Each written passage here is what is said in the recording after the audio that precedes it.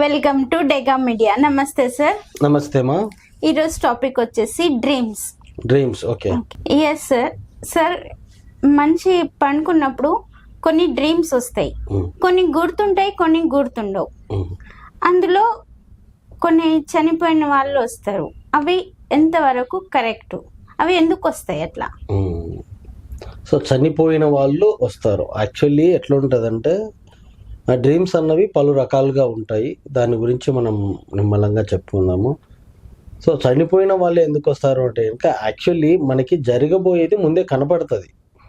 అది ఆ డ్రీమ్లో మన వాళ్ళు కావచ్చు, వేరే వాళ్ళు కావచ్చు, మనం ఎప్పుడు చూడని వ్యక్తులు కావచ్చు, అది మనకి కనపడుతుంది. కనపడడం మీన్స్ ఆ డ్రీమ్స్లో ఎందుకు వస్తుంది అంటే, ఈ ఫిజికల్ ఫామ్లో ఉన్నప్పుడే మనము డిఫరెంట్, వాళ్ళు వేరు మనము వేరు అన్నది. ఎప్పుడైతే సోల్ స్టేజ్లో ఉంటామో, సోల్ స్టేజ్లో ఉన్నప్పుడు ఆల్ ఆర్ ఈక్వల్ అక్కడ. సో ప్రతి ఒక్కరు కూడా మన బంధువులే. యాక్చువల్లీ మనం భూమి మీదకి వచ్చింది 2 పీపుల్, మెయిల్ అండ్ ఫీమేల్ ద్వారా మనం వచ్చినాక డివైడ్ అయిపోయి ఎన్నో కొన్ని కోట్ల మంది మనమైతే అయిపోయినాం. సో మనకి డ్రీమ్స్లో ఎవరైనా చనిపోయిన వాళ్ళు కనపడితే తర్వాత ఏమవుతుందంటే కనుక, ఆ డ్రీమ్ అయిపోయిన తర్వాత డే టైంలో మనం నడుచుకుంటూ పోతుంటే ఎవరో ఒకరు అక్కడ చనిపోయి ఉంటారు. చనిపోయి ఎత్తుకపోవడమో ఏదో ఒకటి నడుస్తూ ఉంటుంది. సో దాన్ని బట్టి మనకు అర్థం ఏం కావాలంటే కనుక, డ్రీమ్స్లో మనకి భవిష్యత్ అన్నది కనపడుతుంది. దాన్ని నమ్మాలి మనం, కనపడుతుంది అన్న విషయాన్ని. సో అది సార్, ఏ టైంలో వచ్చే కళలు నిజం అవుతాయి? రైట్. ఏ టైంలో వచ్చే కళలు నిజము అవుతాయి అన్నది జరుగుతాయి. కళ అనేది చాలా డిఫరెంట్. దేని మీద అయితే మనము మనసు పడతామో, లేకుంటే దేని మీద అయితే బాధపడతామో, లేదు దేని మీద అయితే ఎక్కువగా ఆలోచిస్తూ ఉంటామో, అలాంటి కళలు అనేటివి మనకు వచ్చేస్తాయి బేసిక్గా. సో రాత్రి టైం మనం పడుకుంటే అది ఏంటంటే కనుక, అవేర్నెస్ లేకుండా మనం నిద్రపోతాము, అంటే ఎరుకలో లేకుండా మనము నిద్రపోతాము. సో దాంట్లో కొన్ని జరిగేవి ఉంటాయి, కొన్ని జరగని ఉంటాయి, కొన్ని అన్ఎక్స్పెక్టెడ్ ఉంటాయి, కొన్ని డిఫరెంట్గా ఉంటాయి. అదే డే టైంలో, అది ఎర్లీ మార్నింగ్ టైంలో, అప్పుడు ఏంటంటే ఫుల్ అవేర్నెస్తో ఉంటాం. ఈవెన్ ఎర్లీ మార్నింగ్ టైంలో ఎట్లా ఉంటుందంటే బ్రహ్మముహూర్తంలో ఉంటాం, అంటే ప్రపంచం మొత్తం కామ్గా ఉంటుంది.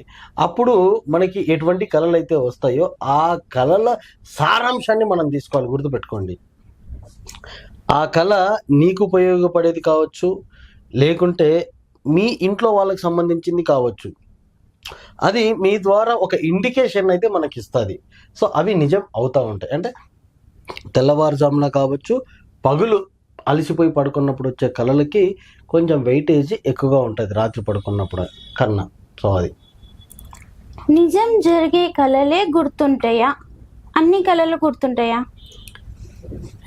అన్ని కళలు గుర్తుంటాయా అంటే, దేని మీద అయితే మనము ఎక్కువగా ఆలోచిస్తుంటామో, దేని మీద అయితే ఎక్కువగా భయపడుతుంటామో, దేని మీద అయితే మనము ఇది కాదు అని గట్టిగా నమ్ముతామో, అటువంటి కళలే మనకి గుర్తుంటాయి.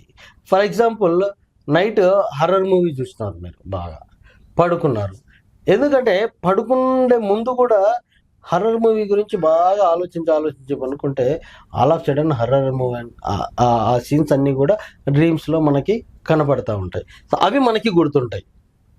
ఓకే. కొన్ని అన్నెసెసరీగా ఏవేవో వచ్చేస్తూ ఉంటాయి జనరల్గా.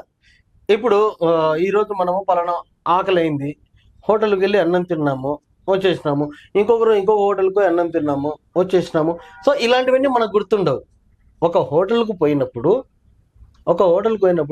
అందులో స్పెషల్గా ఏమైనా జరిగితే, అంటే ఓ హోటల్లో తినేటప్పుడు పక్కోని టేబుల్లో తింటుండే వానికి ఒక బల్లి పడింది అన్నప్పుడు మనకేంటిది, తింటుంటే అక్కడ బల్లి పడింది అని మనకి మెమరీలో అది ఫీడ్ అవుతుంది. సేమ్ లైక్ ద డ్రీమ్స్ కూడా మనకు నార్మల్గా కాకుండా డిఫరెంట్గా ఏదైనా ఒక డ్రీమ్ వచ్చినట్లయితే అవి మనకి ఎక్కువగా గుర్తు ఉంటాయి.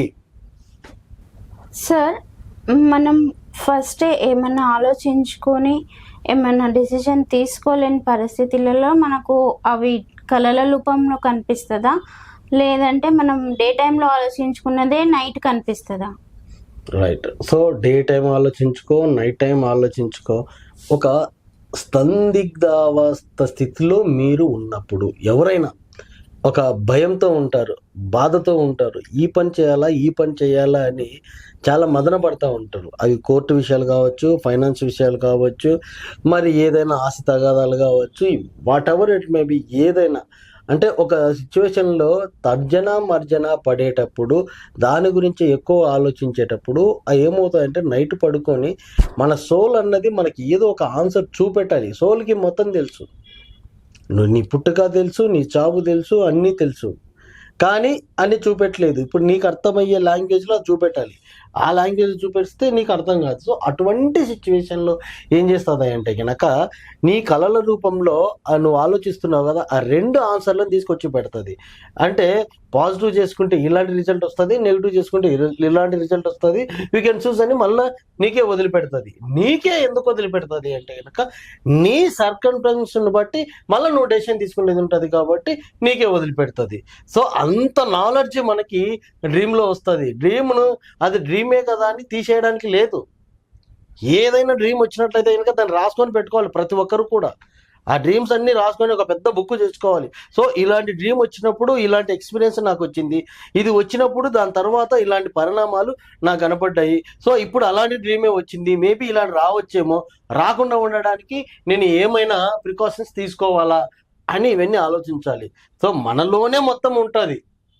సో దాన్ని మనం కరెక్ట్గా ఒక ఆర్డర్లో పెట్టుకుంటే కనుక చాలా బాగుంటుంది అన్నట్టు. సో అది సార్, మనకు కళలో దేవుళ్ళు కనిపిస్తుంటారు.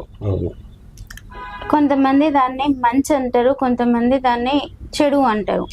అది ఎంతవరకు కరెక్ట్? రైట్. సో ఒక్కొక్కరు ఒక్కొక్కలాగా దీన్ని డిఫైన్ చేస్తూ ఉంటారు. సో ఏది ఏమైనా కూడా కళలో మన ఇష్టమైన దేవుళ్ళు కానీ, పాములు కానీ, అంటే జంతువులు కానీ, పక్షులు కానీ, దేవుళ్ళు కానీ, చెట్లు కానీ, అడవిలు కానీ, ఏదైనా ప్రకృతిలో ఉన్నటువంటి నేచర్ మన 2 కళ్ళు మూసుకున్నప్పుడు మన ముందర ప్రత్యక్షమైంది అంటే కనుక ప్రతి ఒక్కటి కూడా ఒక పాజిటివ్ ఇండికేషన్ మాత్రమే. దాన్ని తప్పుగా తీసుకోవడానికి లేనే లేదు. ఈవెన్ మన కళలో దయ్యాలు వచ్చినా, భూతాలు వచ్చినా, ఏమి వచ్చినా కూడా అన్నీ కూడా మంచివే. దానికి మనం ఏ విధంగా రెస్పాండ్ అవుతున్నాము అన్న దాన్ని బట్టి ఉంటుంది. సో ఏదైనా ఒకటి వస్తుంది అంటే దాని వెనక ఎంతో కొంత ఒక శక్తి అన్నది కంపల్సరీ ఉంటుంది. ఇష్టమైన దేవుళ్ళు వచ్చినారు అంటే నీ దగ్గరికి ఇష్టమైన దేవుళ్ళు ఏదో ఒక మెసేజ్ ఇవ్వడానికి వచ్చినారు. నువ్వు ఏదో బాధలో ఉన్నావు, ఆ బాధను తీసేయడానికి ఏ విధంగా తీసేయాలో అని చెప్పడానికి ఇండికేషన్ లాగా వచ్చినారు. నువ్వు ఫర్ ఎగ్జాంపుల్ శివుడిని పూజిస్తూ ఉంటావు, అక్కడ శివుడికి సంబంధించిన వాళ్ళు ఎవరో ఒకరు వస్తారు.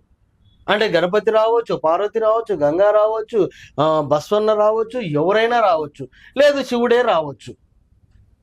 సో ఎవరు వచ్చినా కూడా దాన్ని ఒక పాజిటివ్గానే తీసుకోవాలి. కానీ ఎవరో చెప్పినారు పాములు వచ్చి కనుక అరిష్టం అనేది, నో, పాములు కాదు కదా, ఏవి వచ్చినా కూడా మన మంచికే. ఆల్ అన్నది ఒక మంచి ఇండికేషన్కి. మనకు తెలియని ఒక పవర్, అంటే మన కళ్ళకు కనబడినటువంటి, మనకి స్పర్శించలేనటువంటి ఒక పవర్ మన దగ్గరికి మన రూపంలో, ఒక విజువలైజేషన్ రూపంలో కనపడుతుంది అంటేనే చాలా గొప్ప విషయం. అందరికీ రావు అవి, గొప్ప గొప్ప వాళ్ళకే ఇలాంటివన్నీ వచ్చేస్తూ ఉంటాయి. నాకు బోలెడు సార్లు దేవుళ్ళు, నాకు తెలిసినటువంటి మల్లికార్జున స్వామి చాలా మంది వచ్చేస్తూనే ఉంటారు. కొన్నిసార్లు నా నెత్తిన పాము ఇట్లా వచ్చి నిలబడినట్టు కూడా నా కళల్లో చాలా వచ్చినాయి. ఏ రోజు కూడా నేను భయపడలేదు, అవన్నీ కూడా మంచిగా అనుకున్నాను, అంతే. సో ఏది వచ్చినా ప్రకృతిలో అతి సహజ, ప్రకృతి సహజ సిద్ధమైనటువంటివి ఏవైనా కూడా అది మంచికే, అది మంచికే, అంతే. ఫిజికల్గా అనుభవించలేని కొన్ని కోరికలు కళలో అనుభవిస్తుంటారు, దాని మీద మీ విశ్లేషణ ఏంటి? రైట్. సో ఎలా ఉంటుంది అంటే కనుక ఇది చాలా మంది కూడా ఎన్నో కోరికలు ఉంటాయి మనిషికి, సాధించాలన్నటువంటి ఎన్నో కోరికలు ఉంటాయి. అవి కొన్ని కోరికలు కానీ మిగిలిపోతాయి. ఎందుకంటే ఇప్పుడున్నటువంటి హైటెక్ యుగంలో డబ్బున్నోడు, అంటే ఆల్ ఆఫ్ సడన్ డబ్బున్నోడు చాలా ఎక్కువగా అనుభవిస్తూ ఉంటాడు. అంటే వాని పక్కన ఉన్నవాడే చాలా ఎక్కువగా అన్ని అనుభవిస్తూ ఉంటాడు. అది రీచ్ కావాలంటే వీడి వల్ల కాదు. ఫర్ ఎగ్జాంపుల్, 2 ఫ్రెండ్స్ ఉంటారు. ఆ 2 ఫ్రెండ్స్ ఏం చేస్తారు అంటే కనుక పక్కనే ఉంటారు. ఆల్ ఆఫ్ సడన్ ఒక రిచ్ అయిపోయి ఒక బైక్ తీసుకొని వస్తాడు. వాడు బైక్ తీసుకొని వచ్చి వాని వెనక గర్ల్ ఫ్రెండ్ కూడా కూర్చోబెట్టుకుంటాడు. కూర్చోబెట్టుకున్నప్పుడు ఏమవుతుంది, నా బైక్ బాగుంది అని అడుగుతాడు. ఎస్ బాగుంది, చాలా బాగుంది. కానీ వీడి లోపల మాత్రం ఎట్లుంటది, అరే వీడికి అప్పుడే బైక్ వచ్చేసింది, గర్ల్ ఫ్రెండ్ ఉంది, వీడు ఎంజాయ్ చేస్తున్నాడే అని అనుకుంటా ఉంటాడు.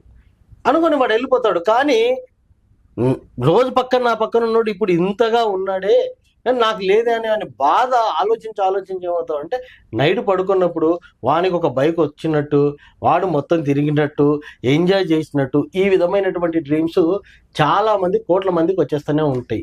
So what is this meaning ఏంట్రా అంటే కనుక, నీవు లేనోడివైనా వాడు ఉన్నోడైనా కూడా వాడు ఫిజికల్ గా ఎంజాయ్ చేసినాడు, నువ్వు హాస్టల్ గా ఎంజాయ్ చేసినావు, ఇద్దరికి ఎక్స్పీరియన్స్ సేమ్.